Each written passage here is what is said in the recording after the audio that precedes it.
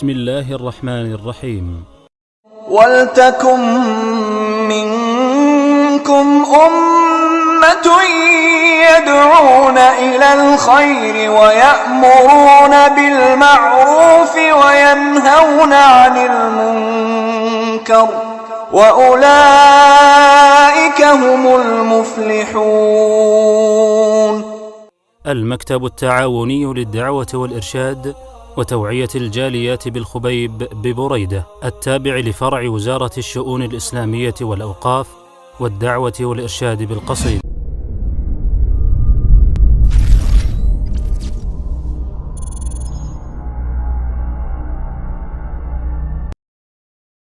نبی کریم صلی اللہ علیہ وسلم نے ہاتھ میں چھڑی پکڑی ہوئی ایک ایک بت کو گرا رہے ہیں اور قرآن کریم کی آیت پڑھ رہے ہیں. ابلیس سے برداشت اس کی دھاڑ نکل گئی اور وہ لوگ دین اسلام کو چھوڑ کر توحید کو چھوڑ کر دوبارہ اپنے باپ دادا کے دین کی طرف لوٹ جائیں گے. کون سا ایسا کام ہے جو زمانہ جاہلیت کے لوگ کرتے ہوں اور مسلمان وہ نہ کرتے ہوں؟ جیسے کہ اللہ تعالیٰ نے فرمایا وما قدر اللہ حق قدری، ان لوگوں نے اللہ کی ویسے قدر نہ کی جیسے قدر کرنے کا حق بنتا تھا. اللہ جانتا ہے اس بات کو، اگر ایک ہندو کو بھی اللہ تعالیٰ کی صحیح معرفت حاصل ہو جائے تو وہ ہندو نہ رہے. تو اپنے آپ کو فتنوں سے بچا کے رکھنا اور اپنے ایمان اپنے دین کی حفاظت کرنا یہ ایک بڑا مشکل کام ہو چکا ہے. اب یہ کیسے ممکن ہے کہ یہ ساری چیزیں محفوظ رہیں، ہمارا دین، ہمارا عمل، اور ہم نبی کریم صلی اللہ علیہ وسلم کی سنت پر عمل پیرا رہیں؟ تو یہ کیسے ممکن ہے؟ کہ ایسے ہی ممکن ہے میرے عزیزوں اور میرے دوستوں کہ ہم ایسی محفلوں سے جڑ کے رہیں، اس میں کبھی سستی نہ ہو، کبھی تساہل سے کام نہ لیں. جتنا زیادہ آپ اہل علم کے پاس بیٹھیں گے، علمی محفلوں میں بیٹھیں گے، دینی محفلوں میں بیٹھیں گے، اللہ اور اللہ کے نبی کی باتیں سنیں گے، قرآن اور حدیث کی باتیں سنیں گے، تو الحمدللہ ایمان تازہ ہوتا ہے اور اس انسان کے علم میں اضافہ ہوتا ہے. جب علم میں اضافہ ہوگا، ایمان میں بہتری آئے گی، تو اللہ کی توفیق سے وہ خطرہ کم ہو جائے گا. جو فتنوں میں مبتلا ہونے کا خطرہ ہے اس میں کمی واقع ہوگی اور انسان اپنے آپ کو فتنوں سے بچا کر اللہ کی راہ پر قائم رکھ سکتا ہے. تو اس لیے یہ محفلیں ہم سجاتے ہیں آپ بھائیوں کے لیے. اللہ سے دعا کریں، اللہ تعالیٰ مجھ سے اور ہمارے جو مشائخ ہیں ان سے یہ کام لیتا رہے اور اللہ تعالیٰ ہم سب کو، آپ سب کو ان محفلوں کو سجانے کی توفیق دیے رکھے. یہ بڑے نصیبے کی بات ہے کہ جو اس فتنے کے دور میں کلمہ حق کو بلند رکھیں، اللہ کے دین کی خدمت کرتے رہیں اور اللہ کے دین کے لیے جمع ہوتے رہیں. یہ بڑے نصیب کی بات ہے. اللہ کی قسم اس دور میں اگر اللہ تعالیٰ میرے جیسے ناکارہ اور دیگر احباب اور آپ تمام ساتھی ہمیں اللہ یہ توفیق دے دے کہ ایسے زمانے میں ہم اللہ کے دین کی خدمت کریں، اس کے دین کے لیے کوششیں کریں، اس کے دین کے لیے جمع ہوں، اس کے دین کے لیے دعوتیں دیں، اس کے دین کے لیے ہم لوگوں کو یہاں لے کر آئیں اور خود بھی سیکھیں، دوسروں کو بھی یہ دعوت دیں. تو یہ بڑے نصیب کی بات ہے. اللہ تعالیٰ مجھے آپ کو ہم سب کو استقامت عطا فرمائے. اللہ تعالیٰ مرتے دم تک ہم سے یہ کام لیتا رہے، مرتے دم تک اللہ تعالیٰ ہمیں ایسی محفلیں سجانے کی توفیق عطا فرمائے. اب بغیر کسی تاخیر کے میں دعوت خطاب دیتا ہوں فضیلت الشیخ محمد طارق حفظہ اللہ تعالیٰ، جن کا تعلق انیزہ جالیات سے ہے اور مہینے میں ایک دفعہ ہمارے پاس تشریف لاتے ہیں. اللہ ان کو جزائے خیر عطا فرمائے اور ہم ان سے بہت کچھ سیکھتے ہیں اور ان کے علاوہ بھی جو مشائخ ہمارے پاس تشریف لاتے ہیں ان سے بھی ہم بہت کچھ سیکھتے ہیں. یا اللہ ان سب کا سایہ ہمارے سروں پر قائم رکھ، سلامت رکھ انہیں اور ہمیں زیادہ سے زیادہ ان سے سیکھنے کی توفیق عطا فرما. تو بغیر کسی تاخیر کے فضیلت الشیخ محمد طارق حفظہ اللہ تعالی. السلام علیکم ورحمۃ اللہ وبرکاتہ. ان الحمد للہ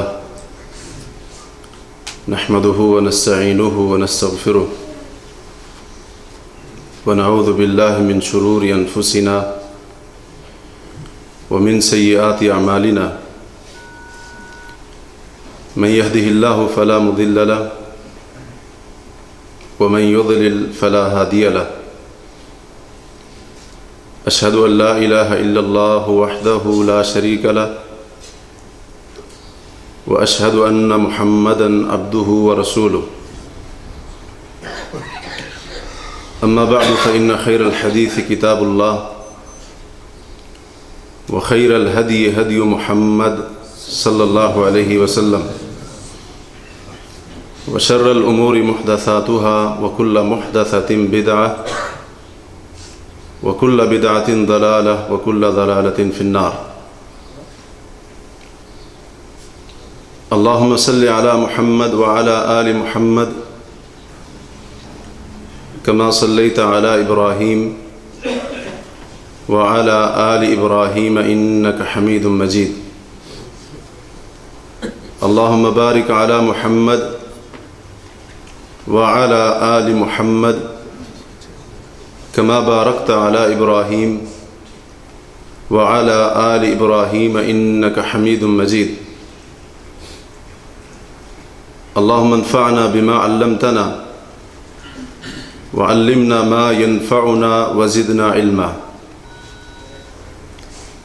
رب اشرح لي صدري ويسر لي أمري واحلل عقدة من لساني يفقه قولي واحلل عقدة من لساني يفقه قولي واحلل عقدة من لساني يفقه قولي سبحانك لا علم لنا إلا ما علمتنا إنك أنت العليم الحكيم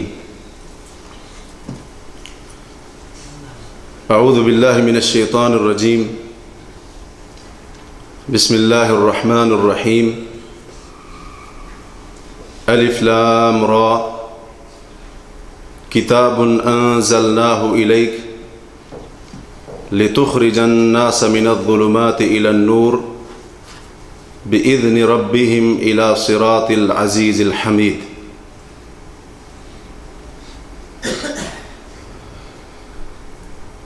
سورہ ابراہیم کی پہلی آیت آپ کے سامنے پڑھی ہے، جس میں اللہ تعالیٰ فرماتے ہیں کہ الف لام را یہ حروف مقطعات ہیں جن کے معنی کا صحیح علم اللہ کے پاس ہے۔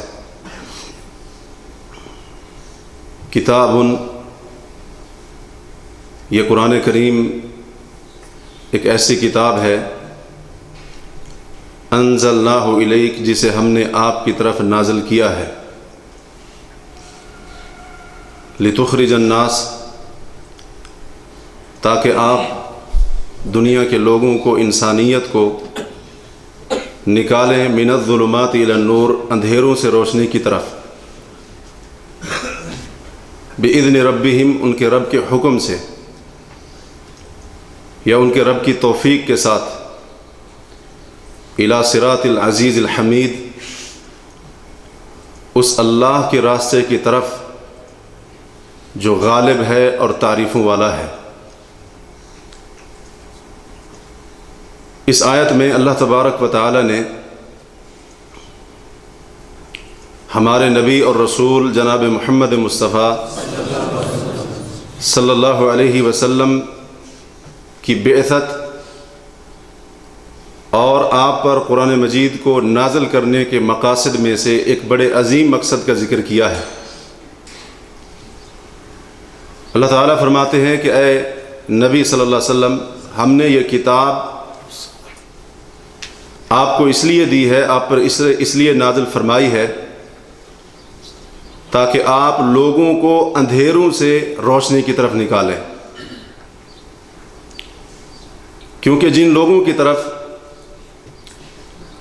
آپ علیہ الصلاۃ والسلام کی بعثت ہوئی تھی اور جس معاشرے میں آپ تشریف لائے تھے، وہ لوگ اور وہ معاشرہ انواع و اقسام کے اندھیروں اور تاریکیوں میں مکمل طور پر ڈوبا ہوا تھا۔ اس لیے مفسرین نے اس آیت کی تفسیر میں یہ جو ظلمات کا لفظ آیا ہے اس کے بارے میں متعدد اقوال نقل کیے ہیں۔ کسی نے ظلمات سے مراد کفر کے اندھیرے لیے ہیں، بعض نے شرک کے اندھیرے لیے ہیں، اور بعض نے بدعات کا نام لیا ہے، بعض نے شک کا۔ الغرض تقریباً یہ 8-10 اقوال بنتے ہیں۔ انہی میں سے ایک قول تقریباً تمام مشہور مفسرین نے، جن کی تفاسیر کے اوپر اعتبار اور اعتماد کیا جاتا ہے، یہ بھی نقل کیا ہے کہ ظلمات سے مراد یہاں پر جہالت کے اندھیرے ہیں، اور نبی کریم صلی اللہ علیہ وسلم کو اللہ وحدہ لا شریک نے اس دنیا میں بھیجا تھا تاکہ آپ انسانیت کو جہالت کے اندھیروں سے علم کی روشنی کی طرف نکالیں۔ اور پھر آپ صلی اللہ علیہ وسلم نے آ کر اپنے اس بعثت کے مقصد کو صحیح معنوں میں پورا کیا، اور جس معاشرے میں آپ تشریف لائے تھے وہ معاشرہ کس قدر جہالت یا جاہلیت میں غرق ہو چکا تھا، اس کی تھوڑی سی وضاحت یا اس کا مختصر سا نقشہ لیکن ایک جامع نقشہ حضرت جعفر طیار رضی اللہ عنہ نے نجاشی کے دربار میں کھینچا تھا کہ جب مسلمان مکہ مکرمہ سے ہجرت کر کے حبشہ چلے گئے تو قریش کو پھر بھی چین نہ آیا کہ یہ کمزور اور لاچار قسم کے لوگ ہمارے ظلم و ستم سے اب بچ جائیں گے، لہٰذا انہوں نے منصوبہ بنایا، سازش رچائی گئی، اور اپنے 2 قاصد بھیجے، ایک عمرو بن عاص اور دوسرے عبداللہ بن ابی ربیعہ، ابھی تک دونوں مسلمان نہیں ہوئے تھے۔ ان کو نجاشی کے دربار میں تحفے تحائف دے کر بھیجا اور کہا کہ نجاشی کو جا کر یہ پیغام دو کہ یہ ہمارے ملک سے بھاگے ہوئے ہیں، انہوں نے ہمارے دین کے ساتھ بغاوت کی ہے، لہٰذا ہم آپ سے گزارش کرتے ہیں کہ ان لوگوں کو ہماری طرف واپس بھیج دیں، اپنے ہاں ان کو پناہ نہ دیں۔ یہ دونوں قاصد آئے اور آ کر تحائف پیش کیے اور جو باتیں کرنی تھی کی، تو نجاشی نے کہا کہ جب تک میں ان کی بات نہ سن لوں میں کوئی فیصلہ نہیں کر سکتا۔ مسلمانوں کو بلایا گیا، مسلمانوں نے حضرت جعفر رضی اللہ عنہ کا انتخاب کیا کہ آپ ہماری ترجمانی کریں گے اور ہماری طرف سے آپ گفتگو کریں گے، اور سب مسلمانوں نے یہی عزم کیا کہ اگرچہ نجاشی کا دربار ہے اور ہمارے خلاف اس کے کانوں کو بھرا گیا ہے، لیکن جو بات بھی کریں گے سچ بولیں گے، سچ کے سوا کچھ بھی نہیں بولیں گے۔ حضرت جعفر کھڑے ہوئے اور تمام صحابہ کرام کی ترجمانی کرتے ہوئے انہوں نے بادشاہ کے سامنے کہا، اے بادشاہ، کننا قوما جاہلیہ، ہم ایسے لوگ تھے جو جاہلیت میں جی رہے تھے، نعبد الاصنام ونأکل المیتہ، بتوں کی عبادت کرتے تھے، مردار کھایا کرتے تھے، ونأتی الفواحش، بے حیائی کے کام کرتے تھے، اور اسی طرح سے ونقطع الارحام، رشتہ داریوں کو توڑا کرتے تھے، وکان القوی منا یأکل الضعیف، اور جو ہم میں سے طاقتور ہوتا تھا وہ کمزور کو کھا جاتا تھا۔ اسی ہماری حالت کے اوپر اللہ نے رحم کیا اور ہم ہی میں سے ایک رسول بھیجا، جس رسول کی خصوصیت یہ ہے، عرفنا نسبہ وصدقہ وامانتہ وعفافہ، جس پیغمبر کے حسب و نسب، اس کی صداقت، امانت اور اس کی پاک دامنی کو ہم اچھی طرح سے جانتے ہیں۔ اس نبی نے آ کر ہمیں توحید کی دعوت دی اور خالص اللہ کی عبادت کی طرف بلایا، اور اس پیغمبر نے ہمیں حکم دیا کہ تم نے سچ بولنا ہے، امانتوں کو ادا کرنا ہے، رشتہ داروں کے ساتھ اچھا سلوک کرنا ہے، اور اس پیغمبر نے ہمیں حکم دیا کہ کسی کا ناحق خون نہیں بہانا ہے، اور اس پیغمبر نے ہمیں بے حیائی کے کام کرنے سے، جھوٹ بولنے سے اور پاک دامن عورتوں کے اوپر تہمت لگانے سے، ان تمام چیزوں سے روکا۔ اے بادشاہ، ہمارا یہی جرم ہے جس جرم کی پاداش میں ہماری قوم نے ہم پر ظلم کیا، حتیٰ کہ ہمیں اپنے وطن سے نکلنے کے اوپر مجبور کر دیا۔ تو حضرت جعفر رضی اللہ تعالی عنہ نے بڑا بہترین اور جامع نقشہ زمانہ جاہلیت کا اس کے اندر بیان کیا ہے، جس سے پتہ چلتا ہے کہ جب رسول کریم صلی اللہ علیہ وسلم اس عرب معاشرے کی طرف تشریف لائے تھے تو اس وقت لوگ کس قدر جاہلیت کے اندر پڑے ہوئے تھے، اور لوگ کس قدر جاہلیت کی دلدل کے اندر دھنسے ہوئے تھے۔ اللہ وحدہ لا شریک نے آپ کو بھیجا، فرمایا لِتُخْرِجَ النَّاسَ مِنَ الظُّلُمَاتِ إِلَى النُّورِ، اے محمد کریم، ہم نے آپ کو ان لوگوں کی طرف اس لیے بھیجا ہے تاکہ آپ ان کو جاہلیت اور جہالت کے تمام اندھیروں سے نکال کر ان کو حق اور علم کی روشنی کی طرف لے آئے۔ اور نبی کریم صلی اللہ علیہ وسلم نے پھر اپنے اس عظیم مقصد کو پورا کرنے کے لیے دن رات کو ایک کر دیا، آپ نے بڑی محنتیں کی، اور اتنی زیادہ محنت کی کہ اللہ تبارک و تعالی نے آپ کی اس محنت کو کامیابیاں عطا فرمائیں، اور اتنی زیادہ آپ صلی اللہ علیہ وسلم نے محنت کی اور اس میں کامیاب ہوئے، حتیٰ کہ فتح مکہ کے دن ابلیس مایوس ہو گیا تھا، ابلیس مایوس ہو گیا تھا۔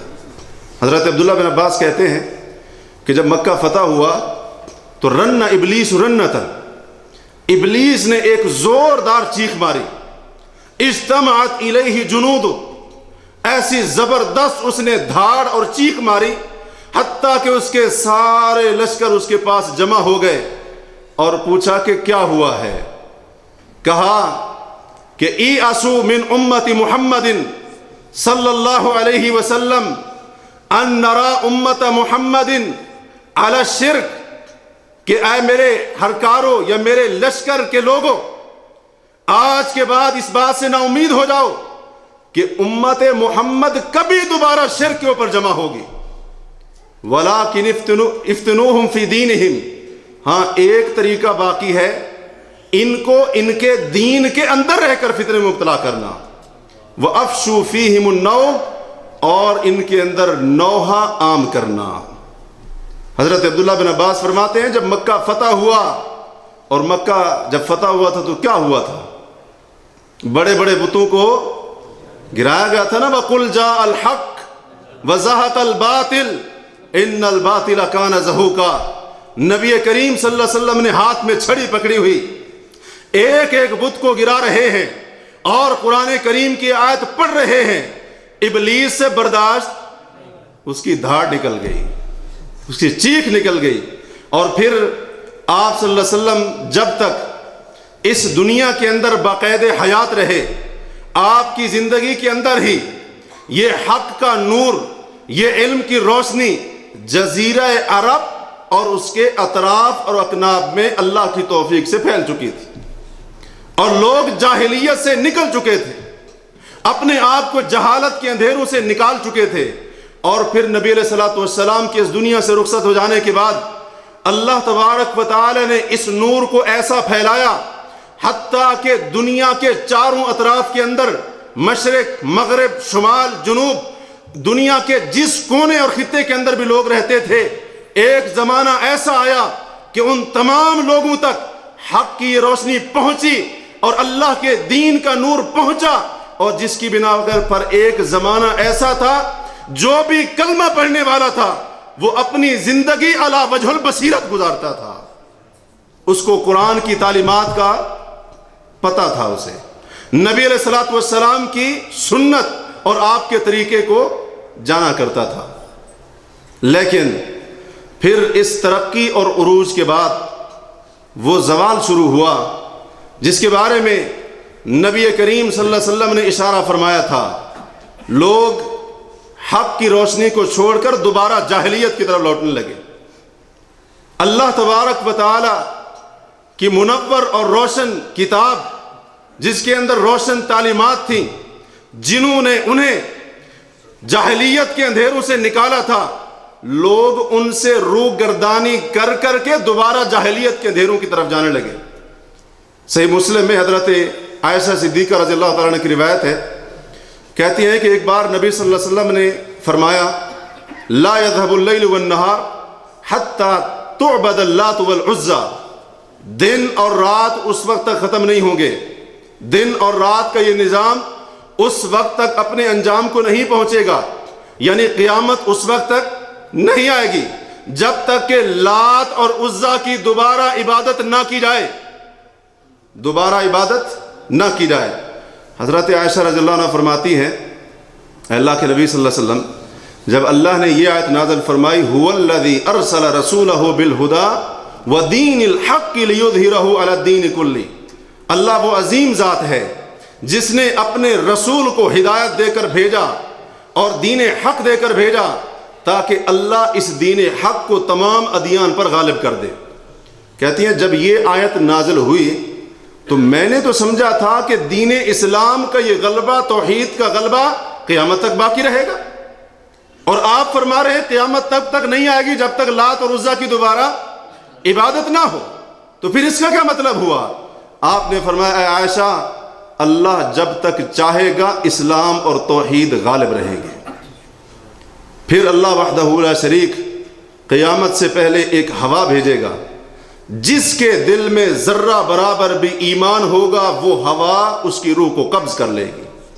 فَيَبْقَى مَن لَّا خَيْرَ فِيهِ، پھر اس زمین کے اوپر ایسے لوگ باقی رہیں گے جن کے اندر کسی قسم کی خیر اور بھلائی نہیں ہوگی۔ فَيَرْجِعُونَ إِلَى دِينِ آبَائِهِمْ، اور وہ لوگ دین اسلام کو چھوڑ کر، توحید کو چھوڑ کر دوبارہ اپنے باپ دادا کے دین کی طرف لوٹ جائیں گے۔ نبی علیہ الصلوۃ والسلام نے اس حدیث کے اندر یہ پیشین گوئی فرمائی کہ اس امت کے کئی لوگ دین اسلام اور توحید سے اعراض کر کے دوبارہ اپنے باپ دادا کا جو جاہلیت والا دین اس کی طرف لوٹ جائیں گے، یعنی ان کی حالت دوبارہ وہی ہو جائے گی جو اسلام کے آنے سے پہلے تھی، دوبارہ وہی حالت ہو جائے گی۔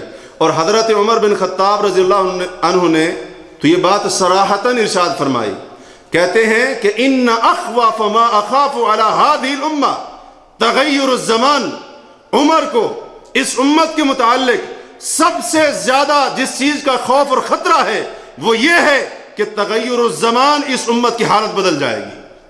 حالت بدلنے کا کیا مطلب؟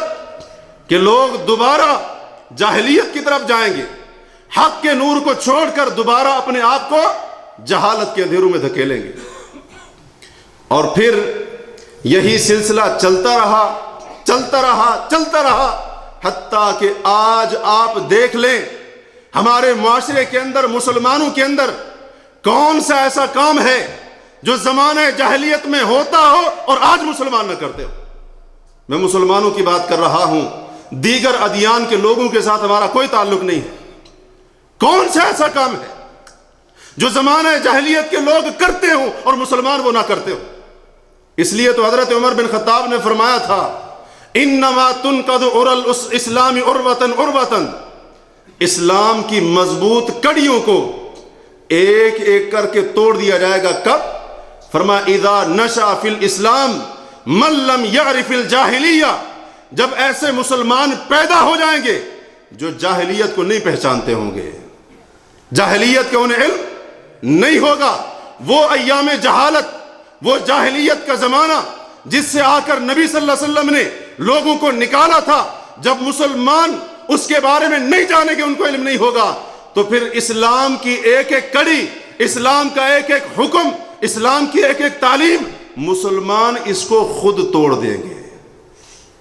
اور آج بالکل حضرت عمر بن خطاب رضی اللہ عنہ کا یہ فرمان ہمارے مسلم معاشرے پر 100% صادق آ رہا ہے۔ ایسے ہی ہے نا، میں اگر کہیں پر غلط کہوں تو آپ مجھے روک لینا اور کہہ دینا کہ آپ غلط کہہ رہے ہیں، بالکل یہی بات ہے، اور ہمارا معاشرہ اس کی عملی تصویر بنا ہوا ہے۔ اور یہاں پر یہ بات یاد رکھیے کہ جو موجودہ دور کی جاہلیت ہے نا، موجودہ دور کی جاہلیت، یہ اس زمانہ جاہلیت سے ہر میدان میں سبقت لے جا چکی ہے۔ آگے کچھ مثالیں ذکر ہوں گی، جن سے ہمیں پتہ چلے گا کہ آج کی جو جاہلیت ہے وہ اس زمانے سے کس قدر سبقت لے جا چکی ہے، اور آج کی جاہلیت میں جو لوگ زندگی گزار رہے ہیں وہ اس زمانہ جاہلیت کے لوگوں سے کیسے وہ سبقت کر چکے ہیں اور ان کو اس میدان کے اندر مات دے چکے ہیں۔ لیکن یہاں پر یہ بات یاد رکھیے، جہالت یا جاہلیت کا وہ معنی ہرگز نہیں جو آج لوگوں نے سمجھا ہوا ہے، خاص طور پر جو روشن خیال مسلمان ہیں، جو معنی انہوں نے جہالت یا جاہلیت کا سمجھا ہوا ہے وہ معنی۔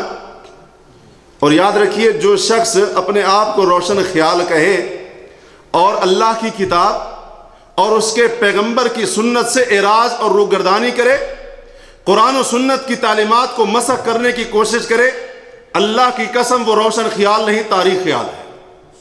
اس کا دل اور دماغ روشن نہیں بلکہ زمانہ جاہلیت کے اندھیرے اس کے اندر بھرے ہوئے، اور انشاءاللہ یہ بات آپ خود دیکھ لیں گے۔ جب ہم یہ مثالیں پیش کریں گے تو آپ لوگوں کو یہ بات معلوم ہو جائے گی۔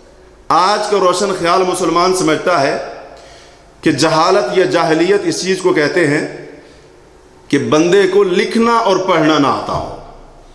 اس لیے تو کتنا بڑا عالم دین کیوں نہ ہو، دین کا علم اس میں کتنا بڑا ماہر انسان کیوں نہ ہو، مسلمان کیوں نہ ہو، اگر اس کے پاس کوئی دنیاوی ڈگری نہیں تو ایسے روشن خیال کہتے ہیں یہ تو ہے ہی جال۔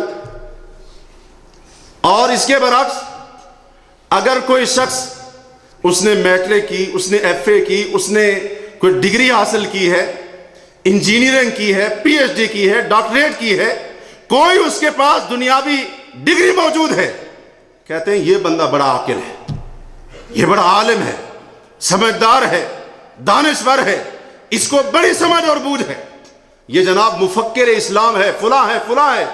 اگرچہ اس کو قرآن کا ایک لفظ پڑھنا نہ ہے، لیکن یہ روشن خیال کہتے ہیں اس سے بڑا مفکر اسلام کو اور نہیں ہے۔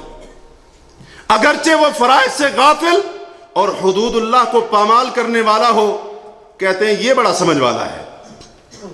اصل مسئلہ یہ ہے نا کہ ہر معاملے میں اصطلاحات کو ہی بدل دیا گیا ہے۔ جیسے نبی صلی اللہ علیہ وسلم نے یہ فرمایا تھا نا قیامت کی نشانیوں میں، آپ نے فرمایا میری امت بھی شراب پیے گی، نام بدل کر پیے گی، کام وہی کرے گی، بس نام بدل دیں گے۔ تو یہاں پر بھی اصطلاحات کو بدل دیا گیا، باقی کام وہی ہے جو زمانہ جاہلیت میں ہوتے تھے۔ یاد رکھیے، اللہ کی قسم ہے، جس شخص کے پاس دنیاوی اعتبار سے بڑی سے بڑی ڈگری کیوں نہ ہو، اگر وہ شخص قرآن و سنت کی تعلیمات سے ناواقف ہے، اللہ کی قسم ہے وہ بندہ جاہل ہے، وہ بندہ جاہل ہے، بلکہ وہ جاہل مطلق ہے۔ یہ میں نہیں کہتا ہوں، یہ رب کا قرآن جا بجا کہتا ہے، وہ تفصیل نہیں ہے کہ اس تفصیل میں ہم جاتے۔ اس لیے علماء کہتے ہیں کہ من عصى اللہ فہو جاہل، جو اللہ کی نافرمانی کرتا ہے وہ اگرچہ عالم کی رہو پھر بھی جاہل ہے۔ اگر اس کو پتہ ہوتا، اس کو علم ہوتا تو وہ کبھی بھی اپنے رب کی نافرمانی۔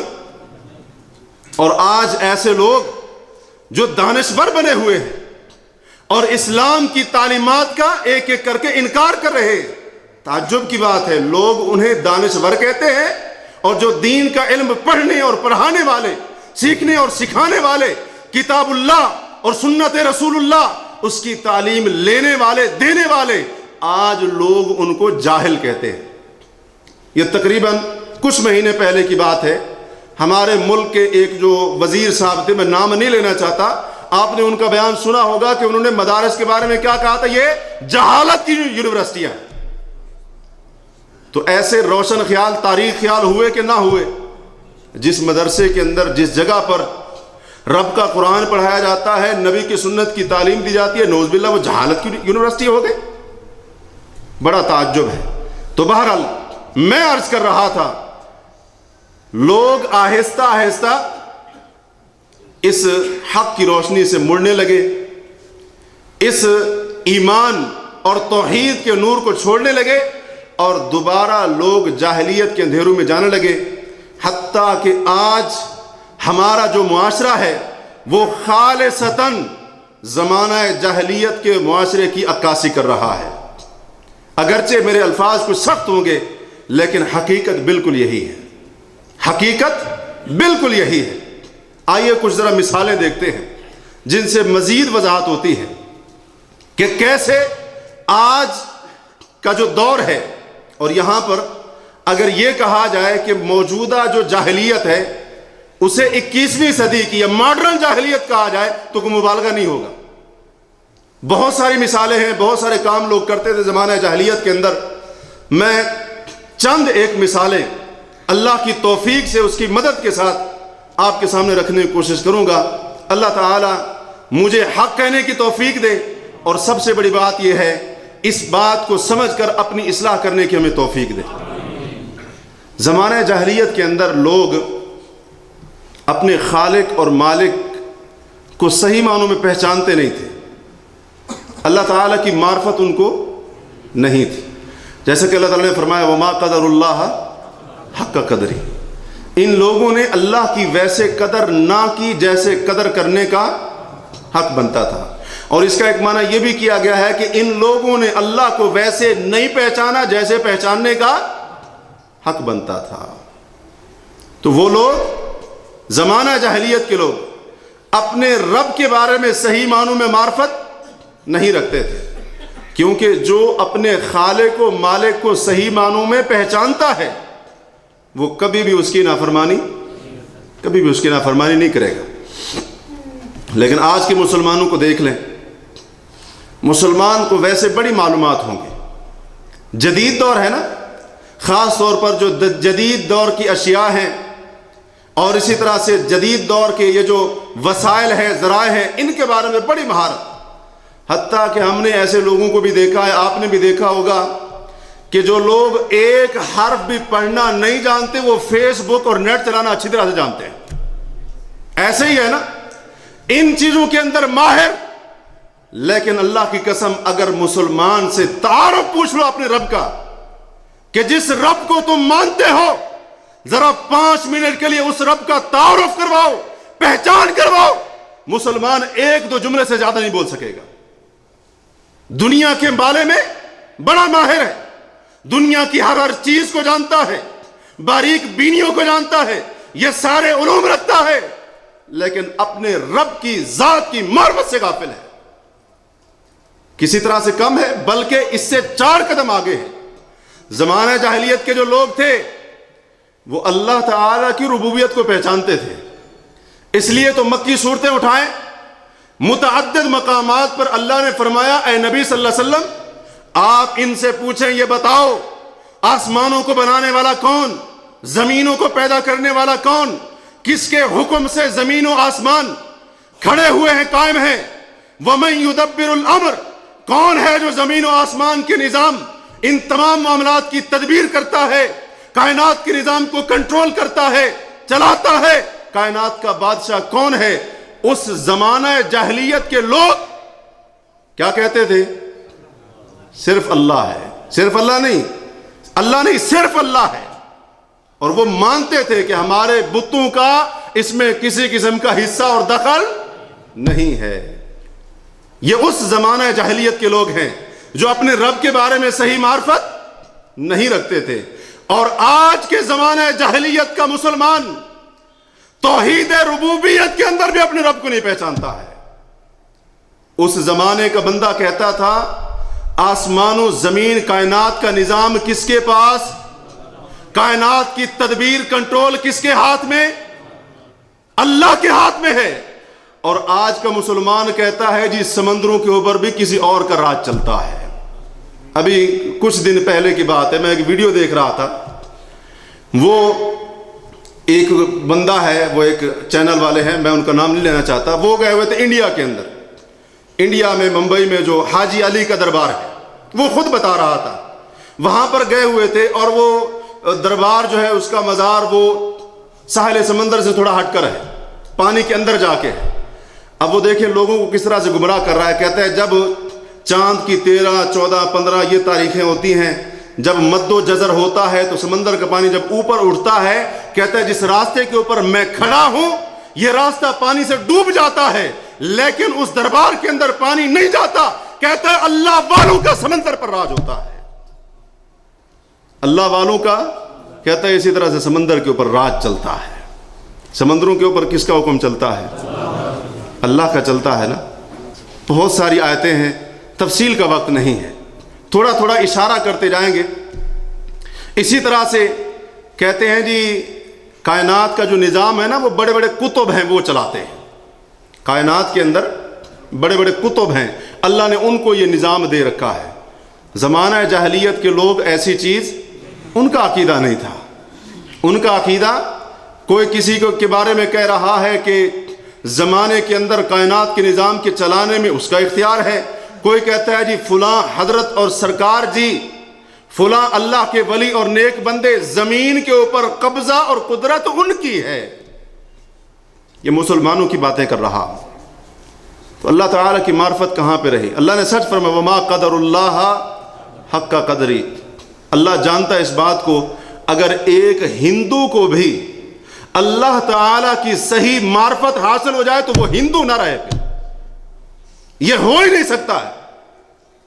یہ جتنے بھی غیر لوگ ہیں, آج لوگ خاص طور پر ہمارے اس معاشرے کے لوگ, ہمارے مسلمان بھائی, یہ ساری کی ساری باتیں کیوں کرتے ہیں؟ یہ سارے کے سارے عقیدے کیوں بنا رکھے ہیں؟ کیونکہ ان کو پتہ نہیں ہے, جاہل ہیں, غافل ہیں, ان کو علم نہیں ہے. اور ایک ہمارے ہاں ہے, اس کے بارے میں یہ کرامت بڑی مشہور کر رکھی ہے کہ جی ایک بار وہ جا رہے تھے, اب دیکھا کہ دریائے سندھ کے پل کے اوپر بڑی ٹریفک کا رش لگا ہوا ہے. اب لہذا پیر صاحب نے ڈرائیور کو کہا جی گاڑی ڈالو دریا کے اندر. گاڑی تیرتی ہی دوسری طرف نکل گئی, دوسری طرف نکل گئی. اب پتہ نہیں ایسی کرامتیں انہی کو سننے کو ملتی ہیں یا کسی اور کو بھی نظر آتی ہیں. تو کیا تاثر دینا چاہتے ہیں جی؟ پیر صاحب کا ایسا حکم چلتا ہے کہ دریا بھی تابع ہوگا. دریا نے بھی کیا کیا؟ گاڑی کو پار لگا دیا. اور سنیے, ان چیزوں کا اقرار زمانہ جاہلیت کے لوگ کرتے تھے. سمندروں پر اختیار, دریاؤں پر اختیار, زمین و آسمان کے مکمل نظام کے اوپر جو ذات قبضہ اور قدرت رکھتی ہے. اللہ کی قسم زمانہ جاہلیت کے لوگ ربوبیت کے اندر کسی کو شریک نہیں مانتے تھے. اور آج کا مسلمان اپنے رب کو ربوبیت کے معاملے میں بھی نہیں پہچانتا ہے. ایک اور نمونہ ذرا لیتے ہیں, تھوڑا سا آگے چلیے. اللہ تبارک و تعالیٰ کی صحیح معرفت نہیں تھی, جس کی بنا پر اس زمانے کے لوگوں نے اللہ تعالیٰ کے اللہ کے ساتھ متعدد شریک بنا رکھے تھے. اللہ کے علاوہ متعدد معبود بنا رکھے تھے. جو کام اللہ کے لیے, عبادت کے جو کام اللہ کے لیے کرتے یا کرنے چاہیے تھے, وہ اپنے شریکوں اور معبودوں کے لیے بھی کرتے تھے. اور اسی چیز, یہی شرک ہے, اور اسے قرآن نے جہالت کہا. قرآن نے اسے جہالت سے تعبیر کیا ہے. یعنی جو شرک کرتا ہے وہ جاہل ہے, اللہ کا قرآن کہتا ہے. اللہ تعالیٰ فرماتے ہیں سورہ زمر کے اندر قل افغیر اللہ تأمرونی اعبد ایھا الجاہلون. اے محمد کریم صلی اللہ علیہ وسلم, آپ ان سے کہہ دیں اے جاہلو, کیا تم مجھے حکم دیتے ہو کہ اللہ کے سوا کسی اور کی عبادت کروں؟ جب مشرکین نے کہا تھا نا کہ ایک موقع پر ہم آپ کے ساتھ مل کر اللہ کی عبادت کریں گے, اور پھر آپ کسی موقع پر مل کر ہمارے ساتھ ہمارے معبودوں کی عبادت کر لینا. اللہ نے فرمایا ان سے کہہ دو جاہلو, تم یہ کہتے ہو کہ میں اللہ کے سوا کسی اور کی عبادت کروں؟ تو غیر اللہ کی عبادت کو قرآن نے جہالت کہا ہے, اور جو اللہ کو چھوڑ کر کسی اور کے لیے عبادت کا کام کرے اسے قرآن جاہل کہہ رہا ہے. یہ کسی مفتی کا فتویٰ نہیں ہے, اور کسی کے اوپر فتویٰ لگانا بھی مقصود نہیں ہے. یاد رکھیے گا یہ بات. اصل مقصد کیا ہے کہ ہم جاہلیت کو پہچانیں, اس کے امور کو پہچانیں اور اپنی اصلاح کرنے کی کوشش کریں. تو قرآن خود کہہ رہا ہے کہ غیر اللہ کی عبادت جاہلیت ہے. اسی طرح جب بنی اسرائیل کو اللہ تعالی نے صحیح سلامت سمندر پار لگا دیا, فرعون اس کے لشکر کو غرق کر دیا, تو بنی اسرائیل وہاں سے چلتے چلتے ایک ایسے مقام پر پہنچے جہاں پر کچھ لوگ انہوں نے دیکھے, جو لوگ اپنے بتوں کے اوپر جھکے ہوئے تھے. اب ان بتوں کے سامنے ان لوگوں کو جھکا ہوا دیکھ کر بنی اسرائیل جو پہلے بچڑے کی، بلکہ میں بھول رہا ہوں بچڑے کی بات انہوں نے بعد میں کی، تو بہرحال بات یہ ہے کہ جس کے دل کے اندر ایک کام کرنے کی عادت پڑ چکی ہو نا، تو زبان کے اوپر وہ ضرور آ جاتی ہے۔ جب ان کو دیکھا نا بتوں کے سامنے جھکے ہوئے، حالانکہ ابھی تازہ ترین واقعہ تھا، اللہ نے سمندر میں سے 12 راستے نکالے، ان کے دشمن کو غرق کیا، صحیح سلامت ان کو سمندر سے کس نے نکالا؟ اللہ نے نکالا۔ آگے آئے بتوں کے سامنے لوگوں کو جھکا ہوا دیکھا، کہا یا موسیٰ اجعل لنا الہا کما لہم آلہہ، اللہ کے احسان کو بھول گئے۔ کہا موسیٰ جس طرح ان کے معبود ہیں ہمارے لیے بھی ایک معبود بنا دو، ہم اس کے سامنے جھک جائیں۔ موسیٰ علیہ السلام نے کیا فرمایا تھا؟ قال انکم قوم تجہلون، موسیٰ علیہ السلام نے فرمایا تم تو جاہل قوم ہو، تم جاہل قوم، جہالت میں پڑے ہوئے ہو، اللہ نے ابھی نکالا اور تم کہتے ہو ان کے بتوں کی طرح ایک معبود تمہارے لیے بنا دو۔ جس کام میں یہ لگے ہیں وہ باطل ہے، اور جو عمل یہ کر رہے ہیں وہ ضائع ہونے والا ہے۔ تو بہرحال کہنے کا مقصد کیا ہے؟ قرآن کریم نے ان کے اس مطالبے کو جہالت سے تعبیر کیا ہے، جہالت سے تعبیر کیا ہے، اور یہی جہالت تھی، اللہ تعالیٰ کی عدم معرفت کا نتیجہ تھا کہ جس کی بنا پر انہوں نے مختلف کاموں کے لیے مختلف بت بنا رکھے تھے۔ جانتے ہیں نا، آپ بات سنتے رہتے ہیں، متعدد دروس کے اندر، متعدد مجلس میں آپ یہ بات سنتے رہتے ہیں، مختلف کاموں کے لیے انہوں نے انواع و اقسام کے، یہ کام اس بت نے کرنا ہے، یہ کام اس بت نے کرنا ہے، یہ کام فلاں معبود نے کرنا ہے۔ اور آج ذرا اپنے مسلمانوں کی حالت زار کے اوپر ذرا غور کرے تو ہر کام کے لیے آج بھی مسلمانوں نے کوئی اور معبود بنا رکھا ہے نا، کہ نہیں بنایا ہے؟ ہر کام کے لیے یہ سرکار ان کی جگہ پر جا کر فلاں چیز ملے گی، یہ سرکار فلاں کام کے لیے، یہ سرکار فلاں کام کے لیے۔ تو کوئی اونچ نیچ تو نہیں ہوئی ہے نا آج کے زمانے میں اور اس زمانے میں، بلکہ اس سے بھی آگے دیکھیے، اس زمانے کے جو لوگ تھے، اللہ تعالیٰ نے خود بتایا ہے سورہ یونس کے اندر کہ جب وہ سمندر میں کشتی پر سوار ہوتے تو ٹھنڈی ٹھنڈی ہوائیں چل رہی ہوتی، کشتی کے موافق ہوائیں چل رہی ہوتی، تو ان سے بڑا خوش ہو جاتے تھے۔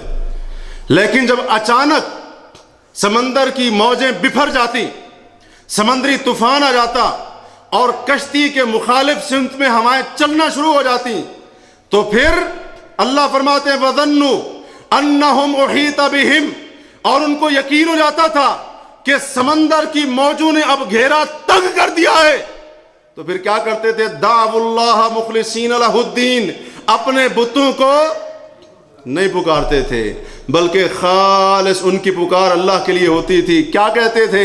اے اللہ اگر اس سمندری طوفان سے بچا دیا، خشکی پر جا کر تیرے شکر گزار بن جائیں گے۔ لیکن آج کچھ یہ حالت بن چکی ہے، زمانہ جدید کی جاہلیت اس قدر سبقت لے چکی ہے، آج کا ایک بندہ جب کشتی اور سواری پر سوار ہوتا ہے کہتا ہے سیدی مرشدی میری سواری اور کشتی کو صحیح سلامت پہنچا دینا، علی مولا میری کشتی پار لگا دینا، آگے بڑھ گئے نا۔ اور جب حادثہ ہوتا ہے، بعض ڈرائیوروں کو بھی آپ نے دیکھا ہوگا، جب وہ گاڑی کی سیٹ پر بیٹھنے لگتے ہیں نا تو کیا کہتے ہیں؟ یا مرشدی۔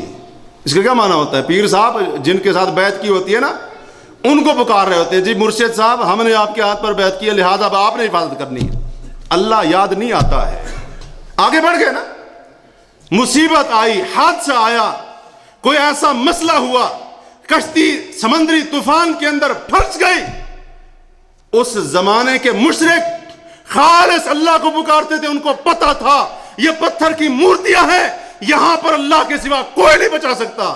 لیکن آج لوگ ان سے 4 قدم آگے ہیں، سمندر میں طوفان میں حادثے میں پھنس جائیں، اللہ پھر بھی یاد نہیں آتا، کوئی اور یاد آتا ہے۔ تو دور جدید کی جاہلیت سبقت لے گئی نا پھر۔ اور اس سے بھی ذرا آگے بڑھیے، اس سے بھی ذرا آگے بڑھیے۔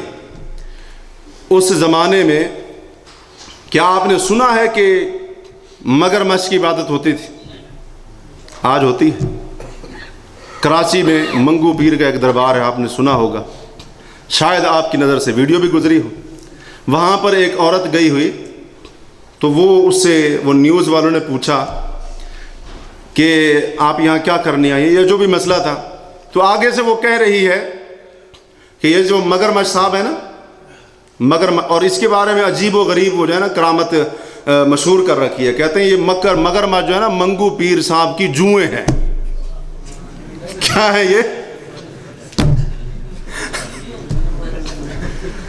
یہ ان کی جوئیں، تو لہٰذا ان کے سامنے بھی وہ کہتی ہے میں اس کے پاس آتی ہوں مگرمچھ کے پاس اور اس کو ٹیکا لگاتی ہوں، اور میرا ان پر ایمان اور یقین ہے کہ میری منت اور مراد پوری کریں گے۔ اور وہ جن مورتیوں کے سامنے جھکتے تھے وہ کوئی عام بندے، اور فتح مکہ کے موقع پر صحیح بخاری کی روایت ہے، بیت اللہ کے اندر جو بت موجود تھے ان بتوں کے اندر ابراہیم اور اسماعیل کی مورتیاں موجود تھیں، نبیوں کی مورتیاں بنا کر ان کے سامنے عبادت کام کرتے تھے۔ اور آج دیکھو لوگ کیا کیا کر رہے ہیں۔ یہ اکاڑا کینٹ کا واقعہ ہے، تقریباً 1.5-2 سال پرانی بات ہے کہ ایک دربار کے وہاں اکاڑا کینٹ میں ایک دربار بنا ہوا تھا، 2 گدی نشین بن گئے، 2 گدی نشین اس کے تھے، ان کا آپس میں کسی چیز کے اوپر اختلاف ہو گیا، لڑائی ہو گئی، ایک نے انکشاف کر دیا اس دربار میں حضرت صاحب نہیں ہے، کتا دفن ہے۔ یہ حقیقت بات کر رہا ہوں، پاکستان کے اخباروں کے اندر یہ خبر چھپی تھی، اگر آپ کی نظروں سے گزری ہو تو۔ اس نے جب اختلاف ہوا اس نے کہا چلو مجھے نہیں دیتا تو یہ بھی نہ کھائے، پھر کہا کتا دفن ہے۔ دوسرے نے کہا کہ یہ کیسے ہو سکتا ہے، یہ جھوٹ بول رہا ہے، الزام لگا رہا ہے مجھ پر۔ وہ گیا، پولیس لے کر آیا، قبر کھودی گئی، اللہ کی قسم کتا نکلا اس میں سے۔ اور وہاں پر کیا ہو رہے ہیں؟ وہاں پر سجدے ہو رہے ہیں، وہاں پر طواف ہو رہے ہیں، وہاں پر منتیں مانگی جا رہی ہے۔ اور یہ شرک، اس کے بارے میں وہ سوچا بھی نہیں ہوگا کبھی انہوں نے۔ تو دور جدید کی جاہلیت اس زمانہ جاہلیت سے سبقت لے گئی کہ نہ لے گئی؟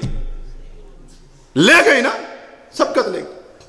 اور پنجاب کے اندر ایک اور دربار ہے، وہاں پہ لوگ جا کے کیا کرتے ہیں؟ سگریٹ بطور نذرانہ چڑھاتے ہیں۔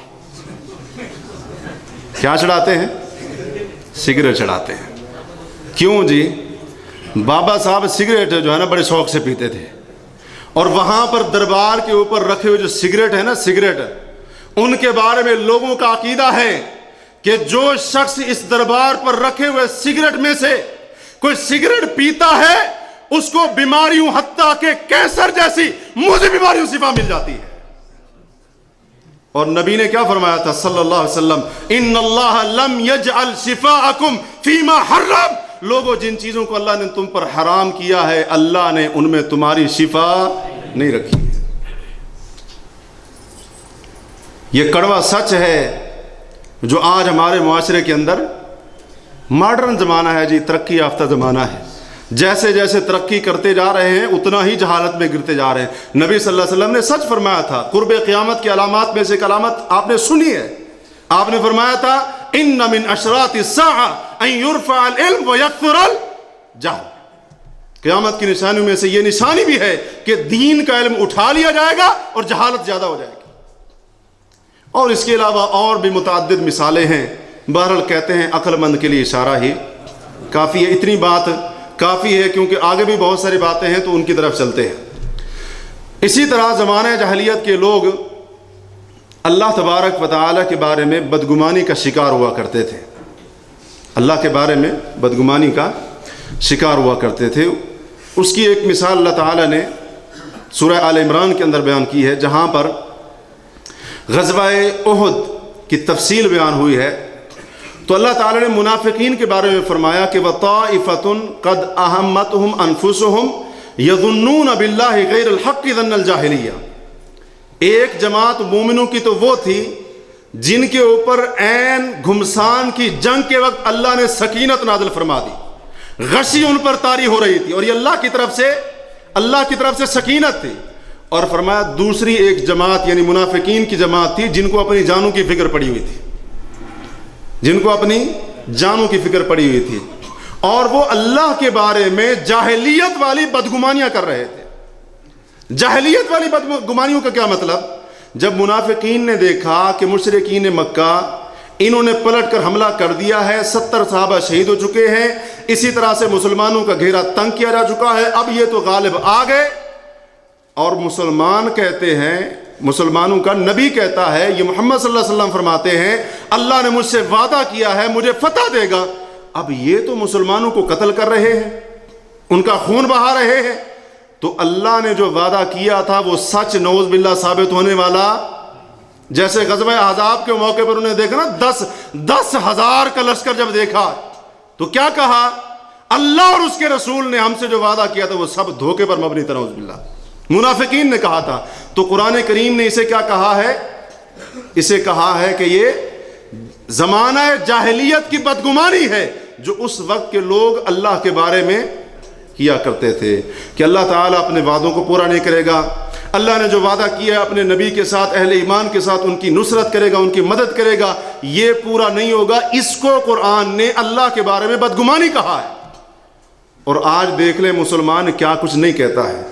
مثلا شام وغیرہ کے اندر جو حالات چل رہے ہیں، جہاں بھی مسلمانوں کی حالات زار ہے، ان کے بارے میں ایک بندہ گفتگو کرنے لگا، کہتا ہے ان تمام جگہوں کے اوپر معصوم بچے، کمزور عورتیں، بوڑھے، اس قسم کے لوگ مسلمان قتل ہو رہے ہیں۔ کہتا ہے اللہ کو مسلمانوں کی اس حالت پر ترس نہیں آتا؟ اللہ کو مسلمانوں کی اس حالت کے اوپر کہتا ہے رحم نہیں آتا؟ تو یہ اللہ کے بارے میں کیا ہے؟ بدگمانی ہے نا، اچھا گمان ہے؟ بدگمانی۔ اسی طرح سے کئی لوگ ایسے ہوتے ہیں 2-3 مصیبتیں اکٹھی کیا آ گئیں، کہتا ہے اللہ کو نعوذ باللہ میں ہی نظر آتا ہوں۔ کئی لوگوں کو آپ نے سنا ہوگا یہ جملہ کہتے ہوئے۔ اسی طرح سے اور بھی اس کی متعدد مثالیں ہیں۔ اللہ نے سچ فرمایا اپنی کتاب کے اندر، وَأَمَّا إِذَا مَبْتَلَاهُ فَقَدَرَ عَلَيْهِ رِزْقَهُ فَيَقُولُ رَبِّي أَهَانَ۔ اللہ جب اس انسان کو آزماتا ہے، رزق اور روزی جب تک فراخ تھا بڑا خوش، اللہ نے بڑی عزت دی ہے، لیکن روزی تنگ ہو گئی، تجارت کے اندر تھوڑا سا نقصان ہو گیا، معاشی حالات تھوڑے سے ٹائٹ ہو گئے، حالات تھوڑے سے خراب ہو گئے، اس قسم کے حالات ہو گئے، تو کیا کہتا ہے ربی اہانن، میرے رب نے تو مجھے ذلیل کر دیا، کہیں کا نہیں چھوڑا ہے۔ یہ اللہ کے بارے میں بدگمانی ہے۔ اور دوسری طرف ایک دوسرا طبقہ ہے لوگوں کا جو کہتے ہیں جی اللہ ہماری سنتا نہیں ہے، یہ اپنے رب کے بارے میں بدگمانی ہے، ہماری سنتا نہیں ہے، فلاں کی موڑتا نہیں ہے، لہذا ہم اپنی عرض ان کے پاس لے کر جاتے ہیں تاکہ وہ ہماری اللہ کے پاس پہنچا دے۔ اللہ کی قسم یہ اللہ کے بارے میں بدگمانی ہے۔ اس کی اور بھی بہت ساری مثالیں دی جا سکتی ہیں، لیکن وقت میں دیکھ رہا ہوں کہ مختصر سے مختصر ہوتا جا رہا ہے۔ بات کو آگے بڑھاتے ہیں۔ ایک اور چیز جو زمانہ جاہلیت کے لوگوں کے اندر موجود تھی اور وہ آج بھی بڑی کثرت کے ساتھ پائی جاتی ہے، وہ یہ کہ ستاروں سے نفع اور نقصان کی امید رکھنا۔ امام قرطبی رحمہ اللہ نے سورہ نجم کی جو آیت نمبر 49 ہے، وَأَنَّهُ هُوَ رَبُّ الشِّعْرَى، اللہ فرماتے ہیں کہ اللہ ہی شعرا ستارے کا رب ہے۔ امام قرطبی رحمہ اللہ نے اس آیت کی تفسیر میں پوری تفصیل لکھی ہے کہ یہ جو شعرا ستارہ تھا، عرب میں سے 2 قبیلے حمیر اور خزاع اس کی عبادت کرتے تھے، اور اسی طرح سے فرماتے ہیں تھوڑا سا اس کے بعد آگے چل کر کہتے ہیں عرب میں سے جو اس ستارے کی عبادت نہیں کرتا تھا اس کی تعظیم کا عقیدہ رکھتا تھا اور اس کے ساتھ نفع اور نقصان کو جوڑا کرتے تھے۔ نبی علیہ الصلوۃ والسلام نے فرمایا، صحیح مسلم کی حدیث ہے، آپ فرماتے 4 فی امتی من امر الجاہلیہ لا یترکونہن، 4 کام ایسے ہیں جو میری امت کے اندر موجود ہیں اور وہ ان کو کبھی نہیں چھوڑیں گے، حالانکہ وہ 4 کام زمانہ جاہلیت کے ہیں۔ پہلا کام فرمایا الفخر بالاحساب، اپنے حسب نسب پر فخر کرنا، تکبر کرنا، والطعن فی الانساب، اور دوسرے کے قبیلے اور برادری پر طعنہ زنی کرنا، اور تیسرا کام فرمایا والاستسقاء بالنجوم، ستاروں کے ذریعے بارش طلب کرنا، ستاروں کے ذریعے بارش طلب کرنا. ان لوگوں کا عقیدہ تھا کہ جب فلاں ستارہ فلاں مقام پر آتا ہے تو اس کی وجہ سے بارش برستی ہے. فرمایا یہ جاہلیت کا کام ہے, زمانہ جاہلیت کا کام ہے, لیکن میری امت کے اندر رہے گا, اس کو نہیں چھوڑ. اور چوتھا کام آپ نے فرمایا والنیاحۃ, نوحہ کرنا بھی جاہلیت کا کام ہے, لیکن میری امت میں رہے گا, میری امتی اس کو نہیں چھوڑے گی. آپ ذرا زمانہ جدید کو دیکھیں, دور جدید کی جاہلیت کو دیکھیں. جناب سنڈے میگزین آتا ہے, اس میں پورا ایک صفحہ دیا ہوتا ہے ستاروں کی دنیا. آپ کا ستارہ کیا کہہ رہا ہے, ہوتے ہیں نا یہ, ستاروں کے ذریعے قسمت معلوم کریں. آپ کا ہفتہ کیسا رہے گا, آپ کا اگر ستارہ فلاں فلاں ہے تو آپ کا ہفتہ ایسے گزرے گا, تجارت میں آپ کو فائدہ ہوگا, فلاں کام میں نقصان ہوگا. آئندہ ہفتے کی پوری وہ تفصیل بتائی ہوئی ہوتی ہے. اگر آپ کا ستارہ, اور آج مسلمانوں کے اندر یہ جو بڑے بڑے روشن خیال ہے نا, میں نے شروع میں عرض کیا یہ تاریخ خیال جو ہیں ان کے اندر تو فیشن بن چکا ہے جی, میرا ستارہ فلاں, میرا ستارہ فلاں, مجھے فلاں ستارہ میرے موافق نہیں ہے, فلاں ستارہ میرے موافق ہے. اور یہ جملے آپ نے بڑے عام سنے ہوں گے, فلاں کے مقدر کا ستارہ چمک رہا ہے, فلاں کی قسمت کا ستارہ گردش میں ہے.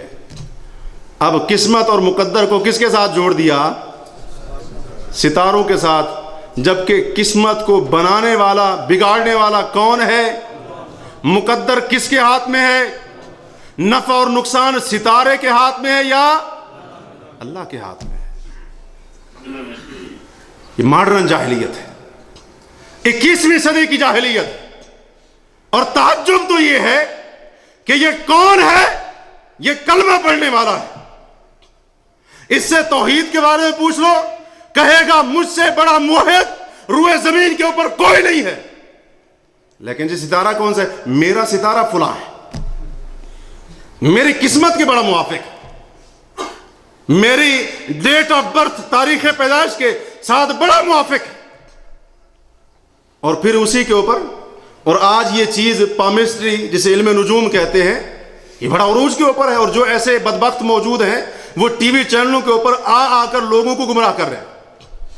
یہ ہاتھوں کی لکیریں دیکھنے والے, ہاتھ دیکھنے والے. اور آج تو ماشاءاللہ یہ لوگ اتنے ترقی کر گئے کہ اب تو جی جناب آئندہ جو سال ہیں ان میں ملک کی سیاست کا کیا حال ہوگا, ان بدبختوں سے پیشین گوئیاں لی جاتی ہیں. کرکٹ کا میچ کون ٹیم جیتے گی, یہ بھی پیشین گوئیاں لی جاتی ہیں. اور جس ملک کی قیادت کا یہ حال ہو, وہاں پر زلزلے نہ آئے تو اور کیا ہے, وہاں پر اللہ کے عذاب کا کوڑا نہ برسے تو اور کیا ہو. جب اس رب کو چھوڑ کر اپنی قسمت, نفع اور نقصان کی امیدیں کسی ستارے کے اوپر اور سٹار کے اوپر لگائی ہوئی. ویسے کیا ہے جی, یہ ڈاکٹر ہیں, یہ پی ایچ ڈی ہے, یہ جناب فلاں علم کے اندر ماہر ہے, اس سے بڑا ماہر کوئی اور نہیں. اللہ کی قسم یہ جاہلیت ہے, کیونکہ نبی نے فرمایا ہے میری امت کے اندر یہ 4 کام زمانہ جاہلیت کے موجود رہیں گے. ان میں سے ایک آپ نے یہ بھی بتایا کہ ستاروں کے ذریعے بارش کو طلب کرنا. اور یاد رکھیے یہ ایمان نہیں ہے, عین کفر ہے. اگر کوئی یہ سمجھتا ہے کہ میری قسمت میرے ستارے کے عروج اور زوال کی وجہ سے بگڑتی اور بنتی ہے, اللہ کی قسم وہ کفر کر رہا ہے, وہ کفر کر رہا ہے. نبی صلی اللہ علیہ وسلم نے فرمایا ہے, تفصیل کا وقت نہیں ہے, اس لیے تو نبی علیہ الصلوۃ والسلام نے اپنی امت کے بارے میں اس خطرے کا اظہار فرمایا تھا. طبرانی کی روایت ہے, اللہ کے رسول فرماتے ان اخوف ما اخاف علی امتی النجوم وتکذیبا بالقدر وحیف السلطان, کہ 3 چیزوں کے بارے میں, 3 چیزوں کا اپنی امت کے بارے میں مجھے بڑا خطرہ اور خوف ہے. پہلی چیز آپ نے فرمایا ستارے. ستارے کیسے؟ دوسری روایت میں اس کی وضاحت آتی ہے. ایک روایت میں ہے تصدیقا بالنجوم, مجھے اپنی امت کے بارے میں خطرہ ہے کہ میری امت ستاروں کی تصدیق کرے گی. ایک روایت میں ایمان بالنجوم, میری امت ستاروں پر ایمان لائے گی. اور دوسرا کام فرمایا تقدیر کو جھٹلائے گی.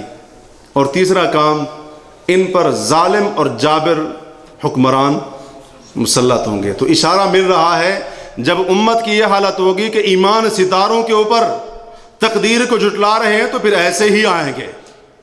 حاکم ایسے ہی آئیں گے پھر. تو بہرحال ایک اور ذرا مثال لیتے ہیں. اس زمانے کے اندر لوگ سیٹیاں اور تالیاں بجانے کو عبادت سمجھتے تھے. سیٹیاں اور تالیاں بجانے کو عبادت سمجھتے تھے. اس کے بارے میں اللہ تعالیٰ نے سورہ انفال کے اندر فرمایا وَمَا كَانَ صَلَاتُهُمْ عِنْدَ الْبَيْتِ إِلَّا مُكَاءً وَتَصْدِيًّا. ان مشرکین کی نماز بیت اللہ کے نزدیک کیا ہوتی تھی؟